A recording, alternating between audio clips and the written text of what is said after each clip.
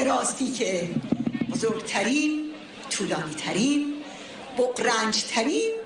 و خونینترین مقاومت سازمان یافته تاریخ ایران بوده و هست، با چراغ راهنمای نه شاه و نه شیخ. اما به نظر میرسد برخی تا خودشان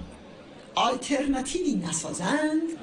و آن را دیکته نکنند، هرگز قبول نخواهند کرد که کشور ما هم با فرزندان رشیدش و با مردم ستمدیدش آلترناتیوی دموکراتیک و مستقل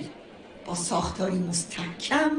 و آبدیده از آن خود دارد. کیست که نداند آلترناتیوی که به طور مصنوعی ساخته و دیکته شود حاصلی جز دیکتاتوری ندارد. یک لحظه فکر کنید که اگر 100 سال پیش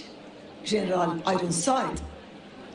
برای ما از طایفه قزاقان شاهده می ساخت،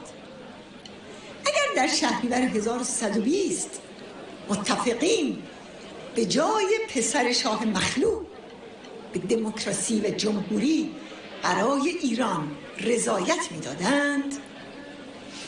اگر در 28 مرداد 1332 علیه دکتر مصدق اون همه شیطان سازی و سپس آمریکا و انگلستان کودتا نمی کردند و سرانجام اگر شاه بنیانگذاران مجاهدین و چریک های فدایی را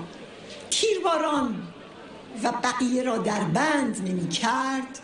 آیا خمینی می توانست تمامی قدرت را به چنگ بیاورد و رهبری انقلاب ضد سلطنتی را برباید؟